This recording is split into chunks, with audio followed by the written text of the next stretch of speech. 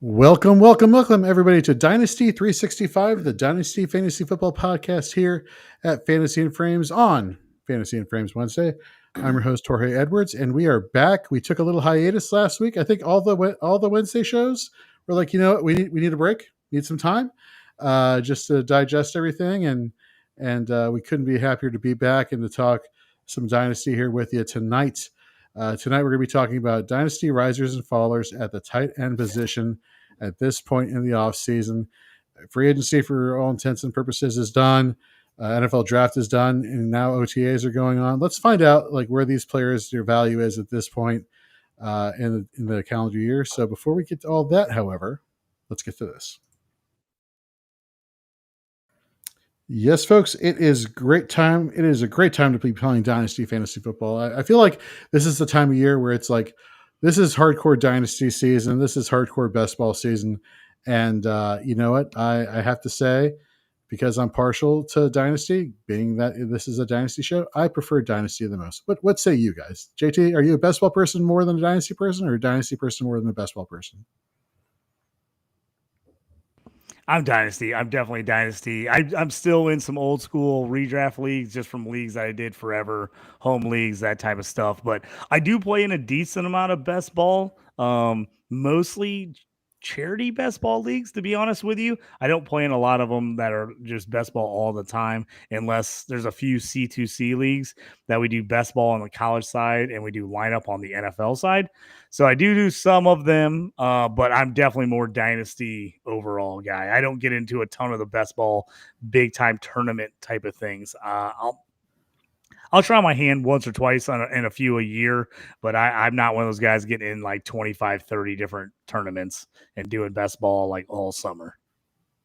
Love it. Aiden, what about you? Are you going to stay on brand with the Dynasty trend, or are you a closet best ball truther? So first and foremost, I am a big redraft guy, but comparing Dynasty to best ball, it's Dynasty all the way. I love Dynasty. To tell you the truth, I've never even done a best ball, so there's that. No kidding. Okay. Well, I think Stacey Perez over on the draft show is going to have you over one episode to do at least your first best ball draft of this summer. So that should be an interesting show there. But anyhow, for everybody who's tuning in, first of all, thank you very much for tuning in. Wherever you're watching this, whether it's on X, over on over on our YouTube channel. Make sure that you hit, the subscribe button when you go to subscribe to the Dynasty 365 podcast, wherever it is you listen to podcasts. Rate, review, let us know what you think. We really appreciate the feedback, and I really appreciate your support. So thank you very much, everybody who's tuning in and who will tune in. For those watching and listening right now, if you don't have time to sit with us the entire evening, shame on you, but we understand. The podcast form of this episode will be going out early tomorrow morning on Spotify and Apple and everywhere, like I said, you listen to podcasts. But since we had been gone for some time, let's quickly go around the frames before we get to this plethora of risers and fallers that we'll be getting to. Just talk about what's new with you. Aiden, let's start with you. What's new with you? Nothing much. I was, really down and out last week for a few days, but I'm back at it again. I just finished up a couple rookie drafts recently. I didn't know I was going to do this summer, but one of my buddies hit me up. So I actually am in a Dynasty startup right now. It's like 30 rounds or something. And when you get to like the 20s, it's really slim pickings, but it's fun. It's almost over with. So I got that going on to think about. That's basically where I'm at right now, writing articles, loving that. So look forward to that. What about you, JT? What's new with you? Same thing. Drafting. I've been in multiple drafts. I'm probably 10 deep at this point. I'm currently in a brand new Dynasty startup auction draft, IDP 33 player lineup start. I think it's start 20. Pretty interesting. Guess who I got with the number one player on the board? First guy to come up. I went and bought him. I did it. Can you guess who I took? Travis Hunter. The guy I've talked about a ton. Travis Hunter. Travis Hunter. I went and got Travis Hunter, the very first guy that got put up in the auction. I said, I went and Paid just up. got him $70 of my $300 budget I spent on Travis Hunter. To start things off, I said, I'm one of those guys in auction. I always think I'm just going to hold back and I'm going to wait and let everybody spend their money, and then I'm going to just clean up at the end. And I used to do that in my early auction days, and then I would miss out by like a bunch of guys by like $2 or $3. And I'm like, why didn't I just spend the money? Now I am never fails. I'm one of the first guys out of money. I spend like 3 of the first 7 guys end up going to me. I'm spending all my money, and then I'm just sitting there for the whole rest of the draft because I have like $10 left, and I have to wait till I can spend $1 on every player to fill my roster. So I'm keeping that trend going in my auction drafts, which is a weird time of year for me to do an auction. All my auction leagues are like right before the season starts. So definitely a little bit different for me to do one this earlier in the year. So we're checking it out. I haven't done an auction IDP full Dynasty startup since I started my own about 10, 12 years ago. So this is definitely bringing me back to the old days. Well, if neither of you are going to do it, I'm going to do it. I'm a best ball fan over Dynasty. There you go. I said it on a Dynasty show. I'm kidding. I was like, Jorge. I was like, what? It's like I don't even know you. I'm like, who are you? What happened to Jorge? I can't do this show anymore. Exactly.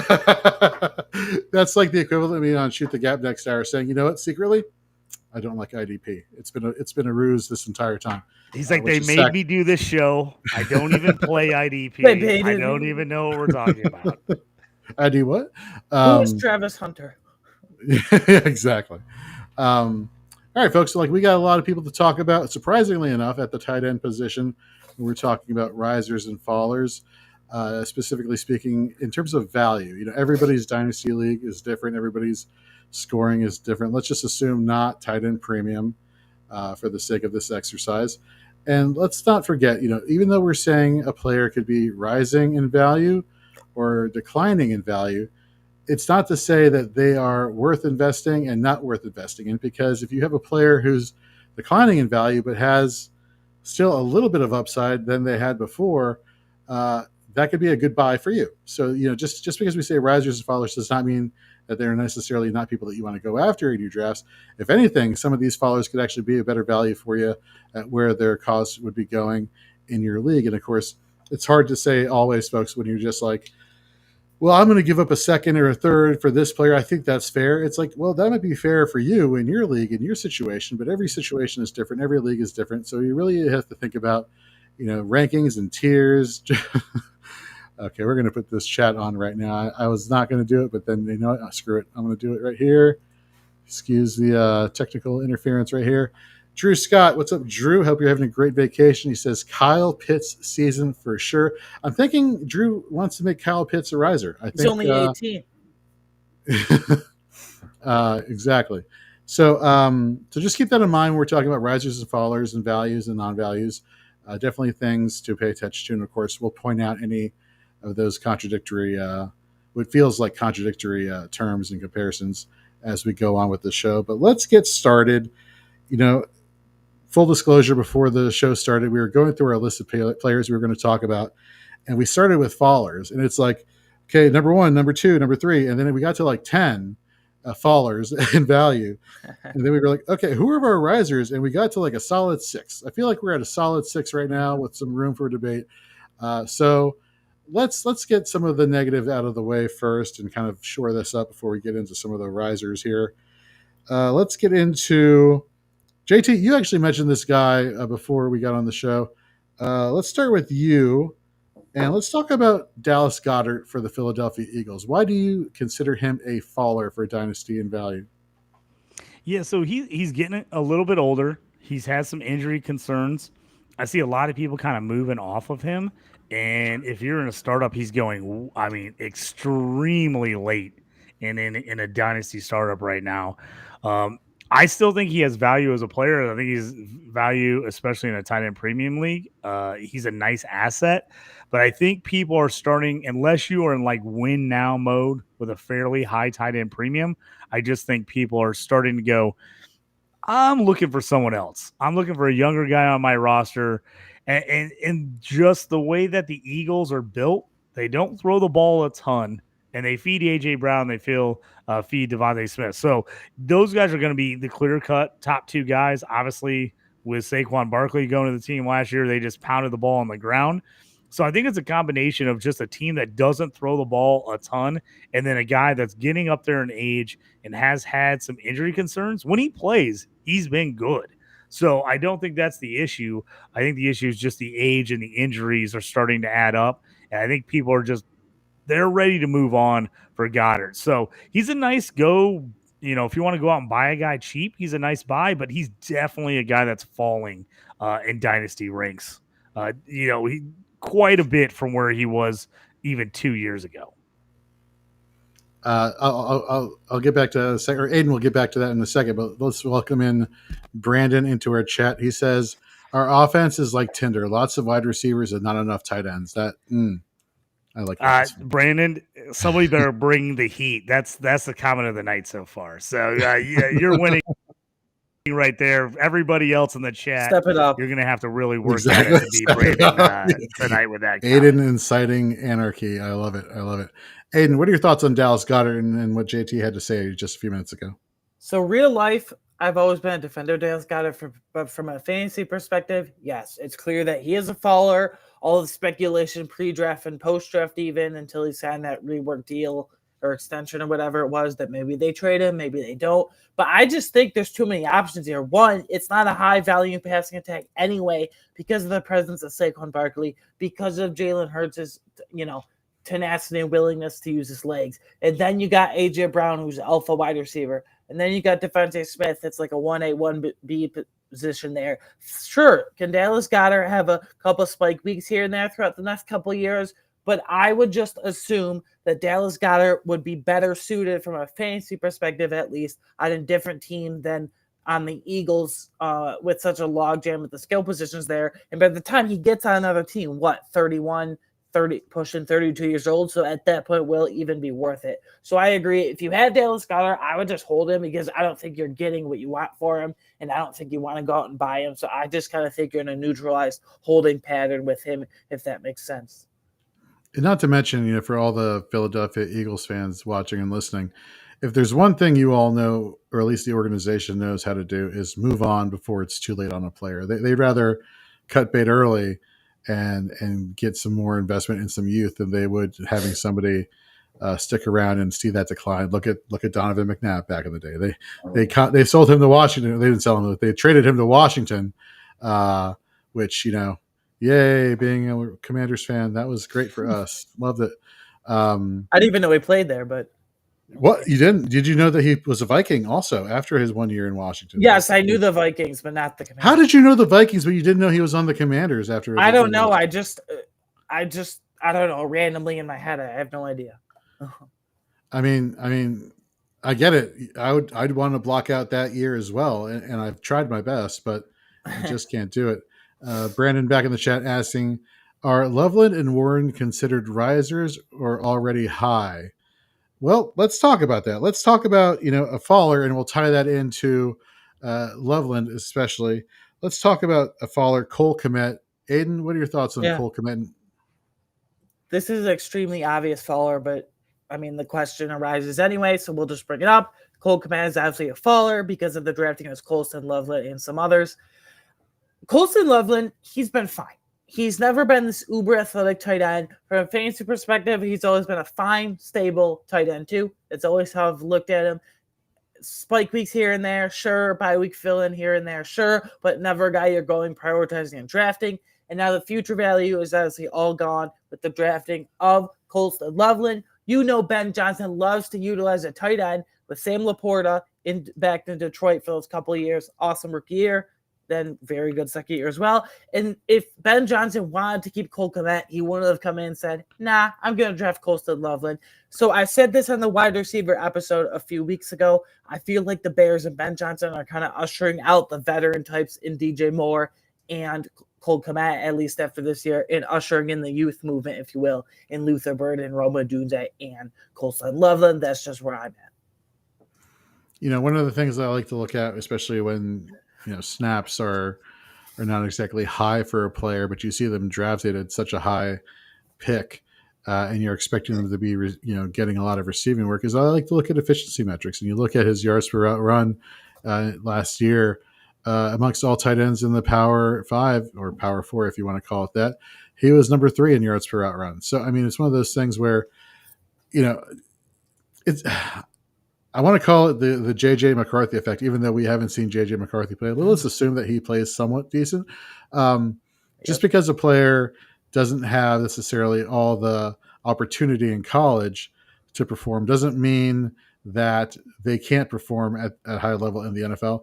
JT, you and I, we talked ad nauseum about Pat Bryant and what he was able to do at Illinois, despite the fact that he was in an offense that was primarily a run-heavy offense, and he was super efficient. So I definitely see the efficiency kind of helping Loveland in this case. And again, you don't invest a number 1 or a first round top 10 pick at the position if you're not including them in the offense really quickly. And to your points there, Aiden, exactly what you're saying with Ben Johnson, his history with tight ends, and with Sam Laporta specifically in Detroit. Even Hawkinson, when he was there before he got traded mid-season, was doing well. So there is yeah, sorry. I was just gonna say the Colts, I love it. Like with all the other needs they had in terms of trench play with O-line, D-line, Ben Johnson came in with his very first draft pick, top 10, and said, "No, I want Colston Loveland. This is going to be my guy for year 1 and beyond."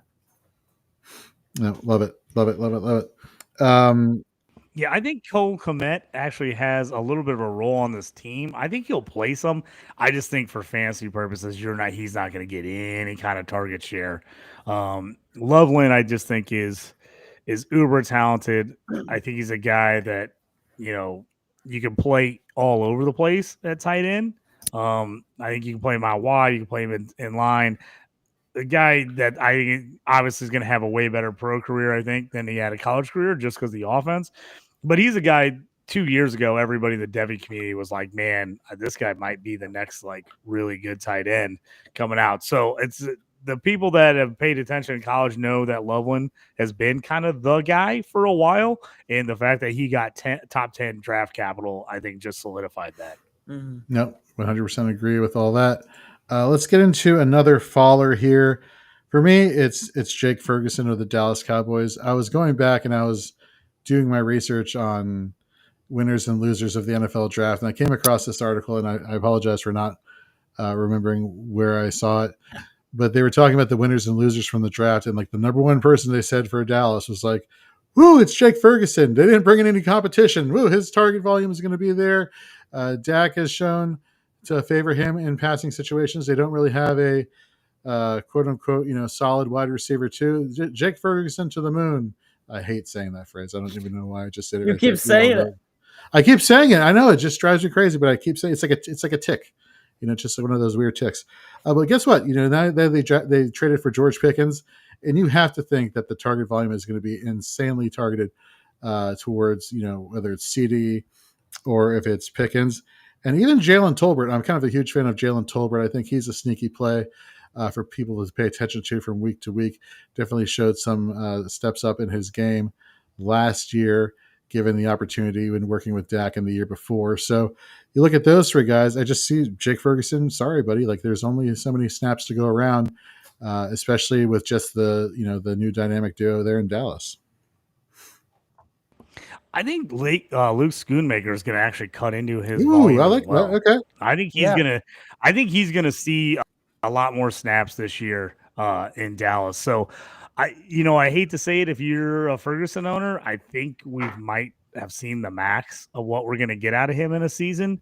I just don't know if he can outperform what he did last year, 2 years ago. I think he's kind of hit that. I think Schoonmaker's going to be in the mix.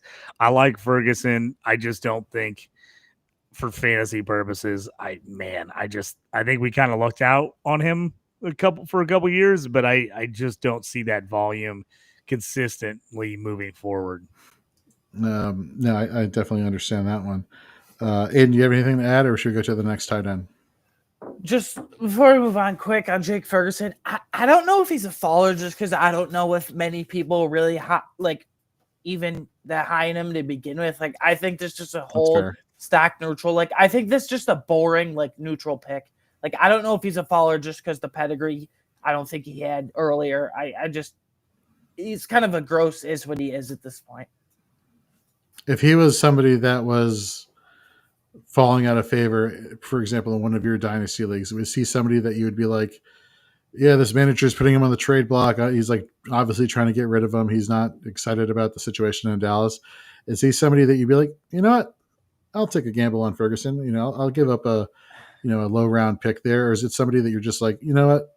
They're not moving any direction. I'm just staying put. I think in general, it's probably just staying put neutral, but I will say if you can get him as like a throw-in piece to get a deal done, then I'd do that, but not like a straight up 1-for-1. Makes sense. Let's get to our next guy. JT, let's talk about Noah Fant here, going down, being a faller at the tight end position. Elijah Arroyo coming over from Miami, hearing nothing but amazing praise out of Seahawks camp in practices so far since the NFL draft. This guy is a huge individual who did a lot of good things at Miami. Wasn't a big yards after the catch guy, but he's one of those huge targets that could do a lot of damage, against the defense. And even in college, I say that he wasn't a big, huge yards after the catch guy. That's something that one of the things that the coaches have been talking about since he's been reporting to the mini camps and the OTAs is like, oh, he's stepped it up. He's elevated his game. He's started to incorporate that more and more into these drills and into these situations. And so for Noah Fant managers out there, for the few that are out there, let's be honest, they're still there. They're still there. Does this kind of put the nail on the coffin there as far as Noah Fant's dynasty value going forward? I think it does. I mean, I think Noah Fant's finished, man. I had 2 leagues that he was my starting quarterback in a tight end premium league last year, if that tells you how good those teams finished. Fant, I think Arroyo is who they were hoping Fant would be. I think Arroyo has a chance to be that guy, that athletic guy. Arroyo, people if they go back and look at the tape, the reason he didn't have a lot of yak was because a lot of times he was running underneath routes because they were sending everyone over the top. Mm-hmm. And so a lot of times, he didn't have a chance to beat guys. But if you watch him on film and you watch him, especially at the Senior Bowl and one-on-ones, like he can absolutely burn safeties and linebackers deep. He's got that speed. He's got that ability.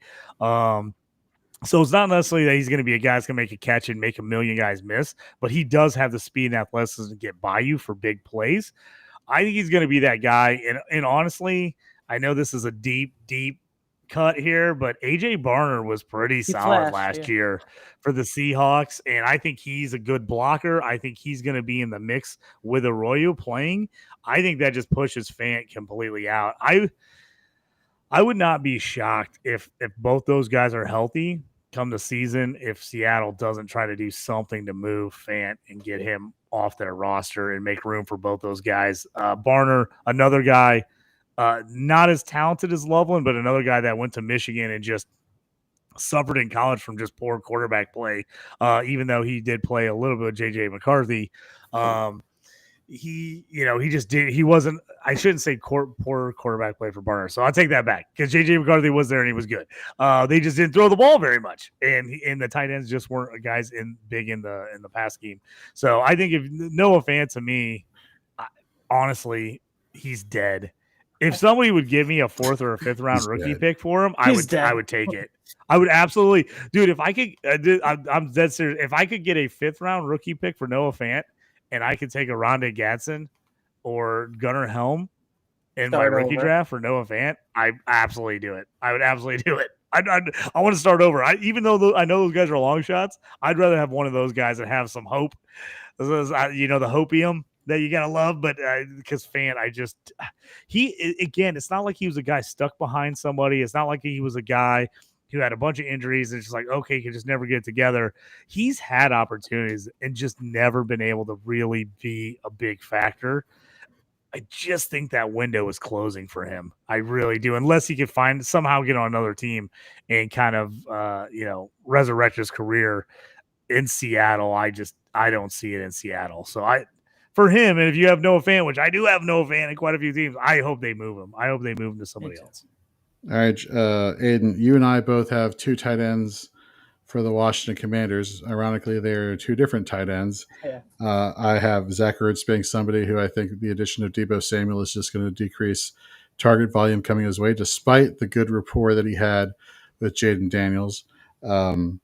Again, only so many people to get the ball to, on a week to week consistent basis. This is assuming, of course, Debo plays the full season, which we all know there has been a history of injuries and missing games and so on and so forth. But I'm not saying that Zach Ertz won't have his moments, but I don't think you're going to see quite as many as you did last year, just because of the Debo addition there. But you are not a fan of Ben Sinnott, because why?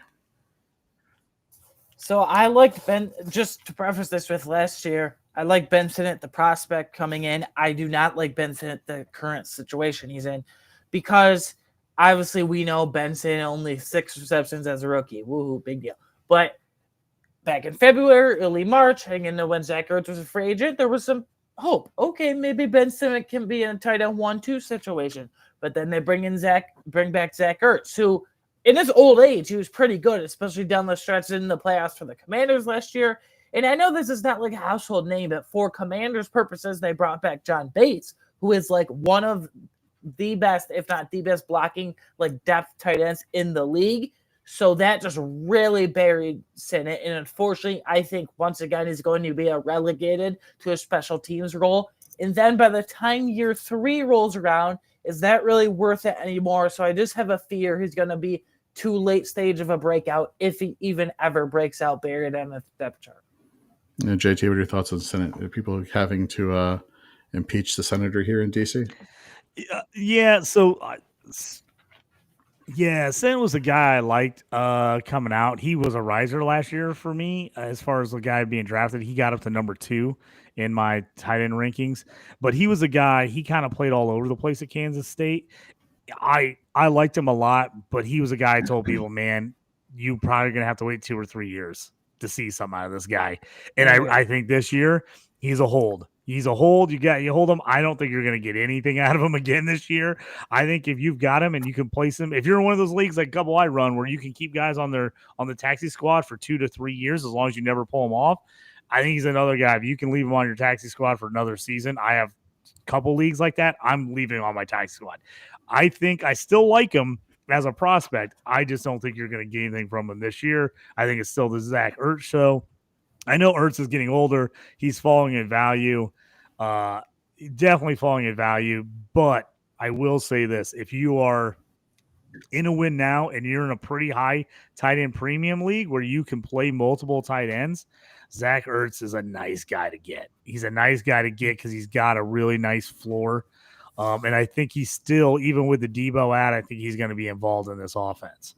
So I do like that. But, we're at this point, you're just, if you got a Zach Ertz, you're just playing him till he can't play anymore. You're not really going to trade him for much. You're not going to get much out of him, but you could get value just playing him until he's done, till the wheels fall off. But I'm not out on Sinnett. I like him, but I don't think you're getting anything this season out of him. I think you got to wait till at least 2026. I agree. Is that too long to wait, though? I mean, are you're happy just? I'm willing to wait. If I'm in a league where I'm like really hurting for roster spots, and I'm like, oh man, I'm in win now, I might move them. Here's what I'm doing. If I'm in a rebuild mode and I know I'm probably not winning this year and somebody else is in a win now mode and they have Sinnott, I'm asking for him. I'm like, oh, I'll trade you for him because he's not going to do anything for that team. But I have no problem sitting on my bench. Or like I said, if you have a taxi squad, you can bury him on the taxi squad. And he's not coming off until somebody makes me take him off the taxi squad. So in both of those teams that I have them, I either have Ertz as well, or I'm like a total rebuild team trying to like go from the ground up. And I don't need him this year anyway because I'm not going to be good this year. So I might as well just stash him. So he to me is a nice stash if you know you're not going to win. I could see some people cutting him if you're in a league with a little bit of a smaller roster and we start seeing injuries pile up, or you're in a league that doesn't have a taxi squad. I definitely see think some people might give up on him mid-season. So definitely keep an eye out if you're a rebuild if somebody drops him. But also, I wouldn't mind going out and making some offers for him because he's going to be cheap. He was being drafted like late second, early third round in tight end premium leagues last year. He's cheap right now. You could get him for a third or a fourth pretty easily, and maybe even less if you throw him in a multiplayer trade. All right. Let's get into one or two more followers, and yes, we'll then go positive. I promise you. Let's talk about Tyler Higbee. Another year older. Coming off of the ACL last year, limited playing time, and so you would think that if the Rams had long-term aspirations of him, they wouldn't have drafted Terrence Ferguson in the second round this year to kind of take over that job, and so to speak. Whether it's this year or next year. You look at Higbee's performances the past 2 years. He's been outside the top 12 in yards after the catch per reception, targets per game, target share, on the team. Amongst all tight ends in the NFL. I will say he was third in 23, though, in targets per route run. And now you bring in Ferguson here out of Oregon. Per PFF was the tight end 6th amongst the tight end eligible people in the 25 draft class in yards per route run, second in yards after the catch per reception, tight end 4 in yards after the catch as a whole, tight end 23 amongst all of these tight ends that were eligible in all of college football at ADOT. And then you have tight end 8 when you're just looking about him in the draft class of the Power 5. So definitely a lot more athletic ability, a lot more upside there when given the opportunity to get the ball. And we all know this is going to be the Puka Nacua, Devontae Adams show. I think nobody's going to be arguing that. But, it's one of those things where okay, if you're going to get that opportunity, no matter how small, who's going to be the more efficient one here? And I think, you just have to trust the upside of Ferguson, trust the draft capital. And unfortunately, that means Tyler Higbee is on his way out. I agree. Go ahead, Aiden. So, Jorge, I totally agree with you. I just think people realize that Tyler Higbee is such a depreciating asset in fantasy that, how much more can he fall? But the reasons you laid out, I'd say that Puka, Devontae Adams, and if you look at Stafford in this Rams offense over the last few years with McVay, they don't really feature a tight end all that much. Higbee's best years aren't overly impressive. So, one, they don't feature a tight end overly much. It's a very condensed passing attack with the wide receivers now with Adams paired with Nacua. And 2, you mentioned I'm very high on Terrence Ferguson for the future. I think he could leapfrog Higbee as early as this year even. So in 3, what if they run the ball even more with Kyren Williams? They're just a bunch of outs here and a bunch of negativity being thrown Higbee's way, I feel like. That makes sense. Okay, so for the last guy, let's talk about Mark. Yeah, I was going to say. JT, I'm sorry. Real quick on Higbee, Jorge. I was just going to say real quick. His value has fallen so far that I was checking waiver wires today for a bunch of my leagues had their first waiver wires run today, and the number one tight end on the waiver wire in almost every league was Higbee. He was actually out there on waivers. So I think people have seen the writing on the wall. I just think this is going to be Ferguson. I think Ferguson's going to be the guy. As far as everything that, if you believe, no coach speaking, you believe everything out of the Rams organization, they were talking about taking Ferguson in the first round until they got that crazy trade offer from Atlanta. So they were super pumped. They moved back and got him in the second. To me, if they were thinking about taking him at the end of the first round, I want a piece of that. So I've been trying to get him. He's been a great value in rookie drafts. Depending on the tight end premium, I've been getting him anywhere from the late second to mid to late third. So he's been fantastic. I think he's a guy you want to go out there and get. I really do. To me, I know we're not talking about him as a riser, but I think he's gonna be a riser. I think if you can get Ferguson now, is the best time because I think his value is gonna see a spike this season. Even if he doesn't get off to a quick start, I think you're gonna see by mid-year. I think he's gonna be the guy. And he could easily be the number 3 on this Rams team. And we've seen being the number 3 on the Rams is still pretty good for fantasy purposes. It's especially as a tight end in a tight end premium league. Ferguson can be could be really good. So I suggest people go out there and get him. I think they'll be happy. All right, let's go to the last guy, Isaiah Likely. Mark Andrews, because of Isaiah Likely there. And is this kind of like also a no-brainer thing, or is this kind of surprising potentially for some dynasty managers out there? No, I don't think it's a no-brainer thing because I'm very high on Isaiah Likely for this year and beyond. We know that Baltimore loves to feature the tight end in their offense. They basically run their offense through it, and Mark Andrews has been such a prolific target earner and touchdown scorer. I mean, he had a quote-unquote bad season last year, and he finished surprisingly with 11 touchdowns somehow when it was all said and done. So that offense does run through the tight end. But what I go back to is Andrews is just not really explosive anymore. Think about this, Jorge and JT. Likely and Andrews are both free agents after the season this year. So 2026 March, next offseason. I think it's much more likely, no pun intended, but I think it's personally much more likely that they bring back Isaiah Likely way more than Mark Andrews because youth and explosiveness. And I think they're really high in Isaiah Likely. So Mark Andrews probably his last year with the Ravens, and by the time he changes teams, it's very unlikely, in my opinion, that he gets near the same amount of target volume and targets per game and targets year over year. I'm not saying go out and sell Mark Andrews, but if you can maybe sell him in terms of trade package for a premier tight end, a premier running back, wide receiver, something like that, I would heavily suggest you looking into that because of the presence of Isaiah Likely, because of it's probably Mark Andrews last year in the Ravens. No, I love it. I love it. Jorge, this is how crazy I am in some of my deep leagues on tight ends. I have Charlie Kohler on like 3 teams. Not bad. I was picking up guys today, and I don't think I could drop him. Like, I was trying to make room in my rosters for waiver wire pickups, and I was like literally looking at Charlie Kohler. I'm like, I don't think I could drop him. I'm like, which seems insane, but I really liked him coming out of college, and I thought him and Likely would be a nice pairing together on the Ravens. I know that's deep dive. If you're in a deep league and he's out there, he might be a decent guy to throw $1 in on the waiver wire and just pick him up. Or if you don't have fab, you just pick a guy up. If you got room on your roster, pick him up, because if Andrews does get moved or they go into next year, when he's officially gone, I do think Charlie Kohler I think he's a solid player, man. I think he could end up being that guy next to Likely. I do like Likely a lot, though. He'll be Likely what Likely is right now. Yeah. So that's a team that can have 2 guys, and again, we've seen it. If one of the guys goes down, the other guy tends to play pretty well. But I just wanted to throw out that just random name because I don't know if anyone in the podcast Dynasty community has talked about Charlie Kohler this year, so I just wanted to be the first one.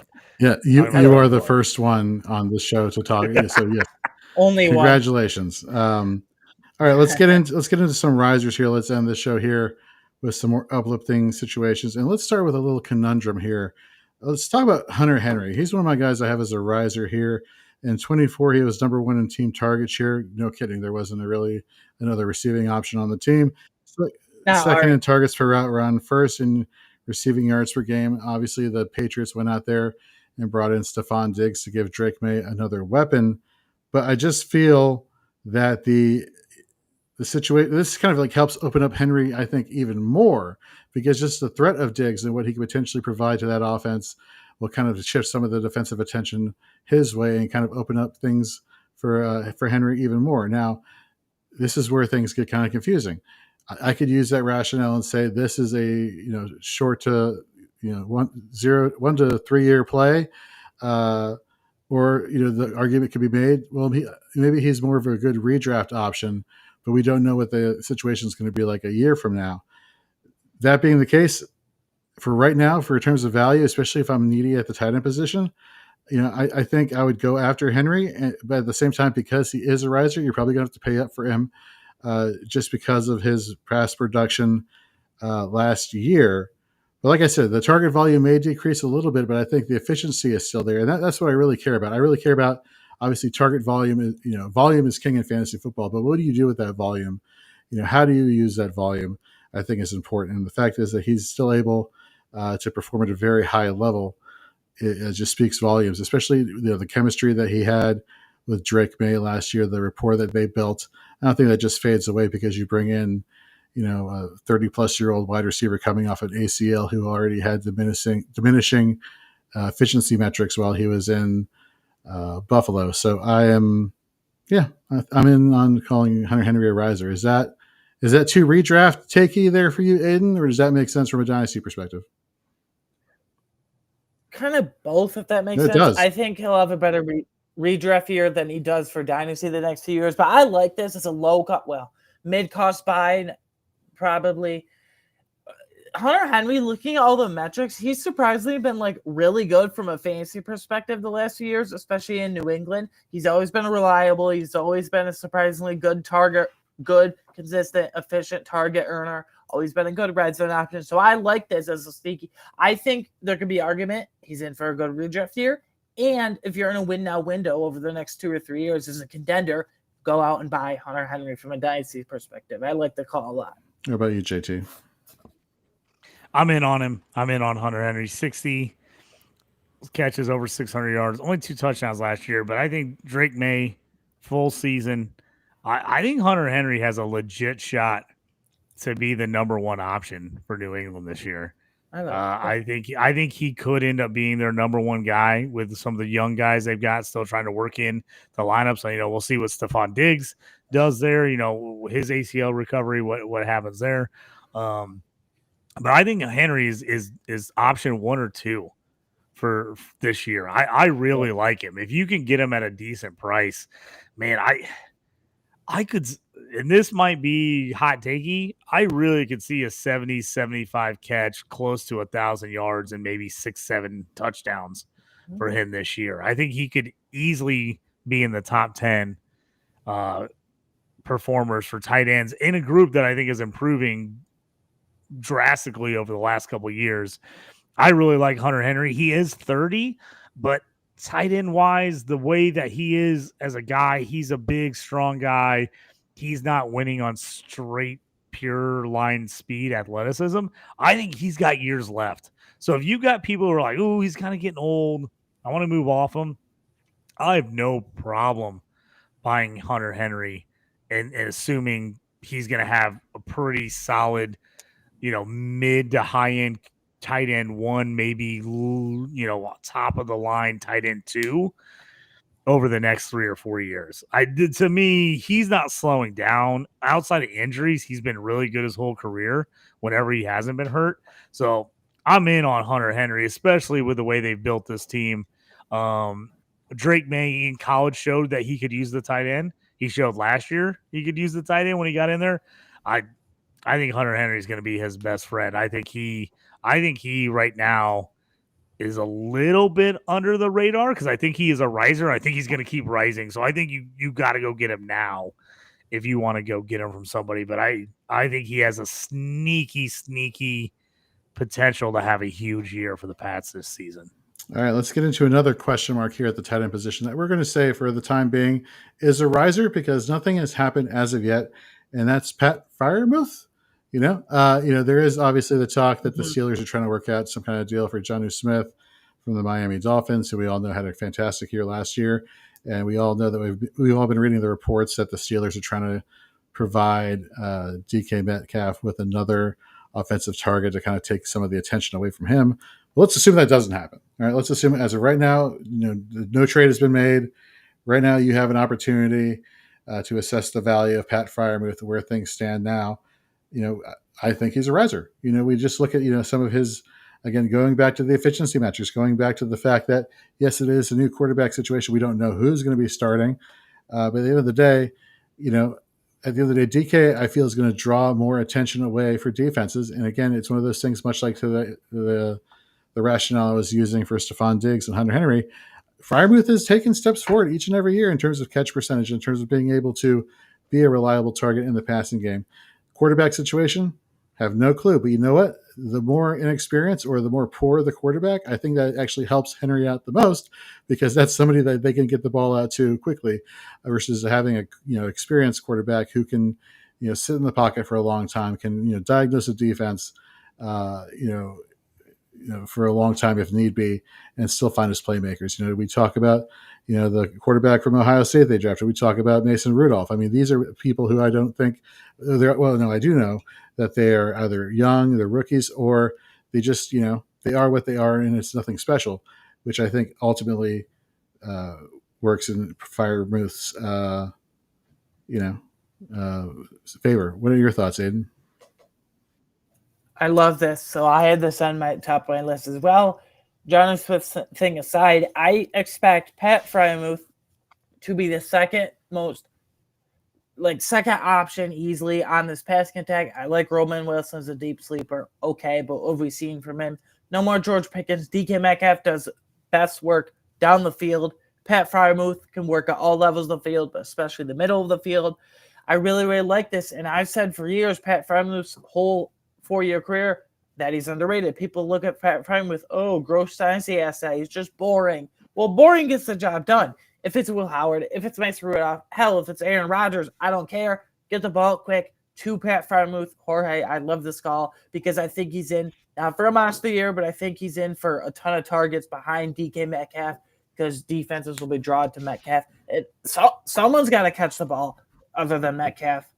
So now that Pickens is gone, I think that those targets plus more will go absolutely to Freiermuth. And I like the player a lot as well. I always have. No, JT, we're talking about your guy. We're talking about the team that you love so dearly. What are your thoughts on Freiermuth? Yeah, I love Muth. I think he should be a riser. Everywhere I have him, people have been asking me about him. Everyone's trying to get him from me.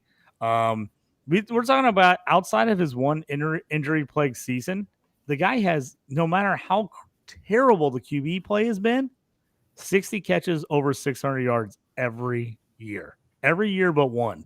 And the 1 year he didn't get it was the 1 year he was hurt for most of the season.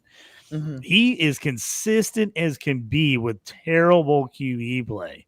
And I have to be honest, the fact that he's had that good of numbers, if you watch the Steelers every week in the last couple of years, when Canada was the offensive coordinator, they literally never threw the ball across the middle. They never ran drag routes. They never threw the ball across the middle. It was freaking brutal.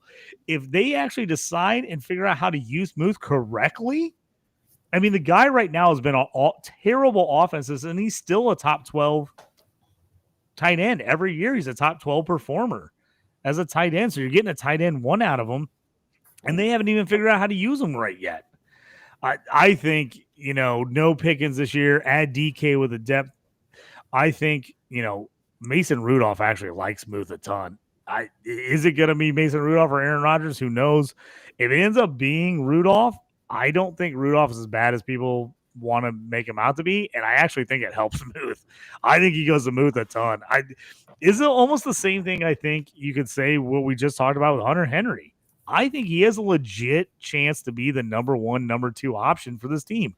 Obviously, DK's there. They want to get him the ball. But it's Mason Rudolph's the guy. Mason Rudolph loves to throw deep and then drop it off. Like, there's not a lot of in-between with him. So he's going to either chuck it deep to Metcalf or throw underneath to Muth. I think Muth has a chance to have a big year. I mean, we've seen the floor. The floor in a horrible offense is 60 catches for 600 yards and 3 or 4 or 5 touchdowns. If they even can give him any kind of looks, I mean, we're talking the same thing we're talking about Henry. I mean, he could easily get 75, 80 catches, 1,000 yards, and 5 to 8 touchdowns. Sign me up for that all day long. If you can get Muth, people forget. Like, some of these guys have been in the league for a while. People forget how young they are. That dude's 26. 26. It's not old. I mean, he's 26 in year 5 of his career. And they just signed him to extension. I love Muth. If you can buy him, buy him. I know people have been trying to buy him for me, and you know where that's going to get you, or nowhere. I ain't selling Muth to nobody, especially in tight end premium leagues. I want Muth all day long. I own 1 million shares of him on my teams. I probably have more Muth than almost any player on any of my dynasty rosters. I love him. Like I said, we've seen the floor. We've seen terrible offenses, and you're still getting a top 10 or 12 guy, depending on your scoring. So I don't know how, with everything that's happened in the offseason, he isn't a riser. He's going to just keep I think he's going to keep crawling up as the off season moves on here. And I think you're going to see a lot of people trying to buy him in tight end premium leagues. All right, let's get to two more before we wrap up today's show. Let's go up north and let's go to your Bills country as you have all your Bills swag behind you. Tell us why Dalton Kincaid is a riser, please. So same kind of thesis I said a few weeks ago in the wide receiver episode. Keon Coleman is a riser, but the Buffalo Bills didn't really add any like prolific target earner. Sure, they added Josh Palmer in the draft. For agency who I'm excited about, but they didn't add anyone early in the draft. Some like blazing star who's going to earn a bunch of targets. And I just think, other than Khalil Shakir, I'm going to bet on Dalton Kincaid between Kincaid, Curtis Samuel, Josh Palmer to emerge behind Khalil Shakir as that second passing game weapon for Josh Allen. I want to throw this out there. Fun fact, Dalton Kincaid led all NFL tight ends last year in uncatchable ball rate from Josh Allen. That means whenever Kincaid was wide open or at least open enough in the end zone or what have you, Allen was either not looking to him or overthrowing him. It was really annoying watching the games. And I think that's just a simple chemistry issue, simple fix, no big deal. But I think because of the lack of targets I shouldn't say there's a lot of bodies, but no household names other than Shakir per se for fantasy purposes. So someone's got to catch the ball. And I think people have swayed so negatively toward Dalton Kincaid that I want to go out there and absolutely buy him. I'm expecting a big bounce back from Dalton Kincaid. Ton of targets, ton of yardage. Maybe not the biggest touchdown producer, but guys, this is still a former first-round pick. This is still a guy that you can more move out wide in the slot, in line. So I'm really still big on Dalton Kincaid as a Bills fan personally, and for fantasy purposes, even more so. All right, JT, hold your thought there. Let's get to the last tight end that Aiden was going to bring up here, and then we'll get your opinion on both really quickly. Brenton Strange, I was able to pick him up in a couple drafts. When he was during his rookie year, I put him on my taxi squad, and he's been sitting there patiently waiting. He's been sitting there. Why should fantasy managers be considering him to be a riser in their dynasty leagues right now? So I'm personally not in love with the talent and name of Brenton Strange, but the situation here is undeniable. Christian Kirk, Evan Ingram, a ton of vacated targets there. Gabe Davis got cut too, nothing special, but that's another group of vacated targets there. It's really just Travis Hunter. We'll see how much he plays on offense, but BTJ, Brian Thomas Jr., bulk of the targets. But someone's got to get the leftovers, and I think that will go to the tight end position. We know Trevor Lawrence, when fully healthy, injury at times, loves to throw it to the tight end. He revitalized Evan Ingram's career. You look at that 2023 year, it was a special year for Evan Ingram. And to start 2024, before Ingram battled through some injuries, before Lawrence himself got injured, it looked to continue. So between Trevor Lawrence loving to throw to the tight end, proven tight end talent in this, or tight end usage with a ton of targets, I think Brenton Strange is in for a ton of targets. I'm not saying you have to absolutely draft this guy in redraft, and you have to absolutely trade for him in Dynasty. But if you want to throw a early third round pick, I'd go do that. Or maybe a throw in for a package. I'd go do that. I don't think there's many people out there besides us three, or I can only speak for myself, that are really excited about Brenton Strange. So I think this is the time to buy him, because as people look at the vacated targets, I feel like they're kind of catch on. All right, JT, really quickly, Kincaid and Brenton Strange. What are your thoughts? Yeah, so Brenton Strange, we're going to go with that, a little bit of a theme for me. He's a guy having a ton of rosters and I have taxi squads. Like, I love taking these dudes that get drafted early. They're not going to hit early, and you just put them on the taxi and you hold them. You hold them till they're ready to play. Brenton Strange is ready to play. Now, is he going to have a 100-catch season like Evan Ingram? Not signing up for that. But does he have a floor of like 50 catches, 500 yards, and like 3 or 4 touchdowns in a solid tight end 2 in a regular like tight end league? Yes. In a tight end premium or like a start 2 tight end or a league, I'm in a couple tight end premium leagues where you can play 3-4 tight ends and he'll beat some wide receivers. I love it, man. Brenton Strange is a huge riser to me. He was probably on I didn't look up the percentage. He was on a super small percentage of rosters last year. And that percentage is going to go through the roof this season. I'm expecting a big bounce back from the Jags this year. I think their offense is going to look good under the new coaching staff. Obviously, we already talked about I'm a huge Travis Hunter guy. I love Brian Thomas. He was my favorite wide receiver in last year's draft outside of Marvin Harrison Jr. So I'm liking this offense. I think we're seeing a floor of 5,503.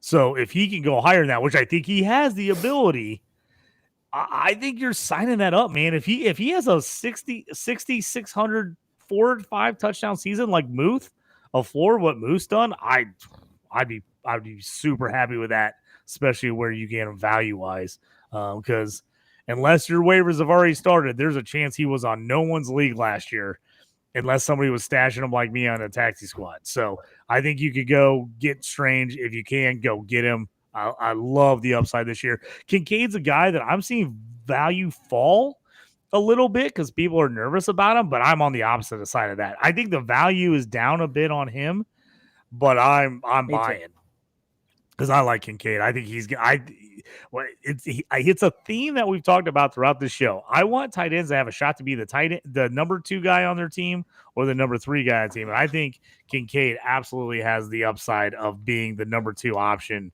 for the Bills this year. I think he could see a ton of targets. There's some people talking about offseason. Oh, is he hurt? Is he going to play? I'm not buying it. I think Kincaid's going to have a good year. I'm buying the talent, a former first-round pick. Strange is the same thing, former second-round pick. I want to buy the talent on those guys. I'm in on both of them. I think they both could have really nice seasons. And I think Kincaid could be primed to have a monster breakout year. I mean, I think we could see an 80-plus 900 to 1,000-yard season and a decent amount of touchdowns. I really do think he's going in that year 3, banged up a little last year. I think he's going to break out this year big time. Love it. All right, folks, that does it for Dynasty 365 tonight. Thank you very much for tuning in, everyone who's been watching on X and on the YouTube. Really appreciate all your support. It is great to be back this week talking shop with everybody here, and thank you for everybody participating in the chat. And again, this will be released in audio form tomorrow morning wherever you listen to podcasts. Just search for the Dynasty 365 podcast, and we'll be right there. As you all know, this is Fantasy and Frames Wednesdays, and right next after us will be Shoot the Gap, where JT and I are going to be going over rookie IDP ADPs. Say that 3 times fast. In recent drafts that we've been in, and we're going to kind of see where's the value going for these IDP rookies in mixed offense and defensive positions. So pay attention to that. If you're an IDP junkie, or even if you're not, maybe you want to become an IDP junkie, join us for that. And of course, we'll be talking about Scott Fishbowl, because that is a contested topic here for IDP fans in a good way. And of course, we got Fourth and Frames coming up at 10 p.m. Eastern, where we got Rhett Manuel, Aiden will be there, Kyle Ziegler will be there, talking about their early wide receiver rankings in redraft, looking at the wide receiver 2s, 13 through 24. So they're going to give you an idea of who they're high on and low on. And, again, folks, if you have different points of view, or you want to share what you think, and, I agree, I don't agree, drop that in there. That's what we're here for, just to have good old civil discourse and talk about fantasy football. So really appreciate that, and really appreciate you all. And so for Aiden and JT, I'm Jorge. We'll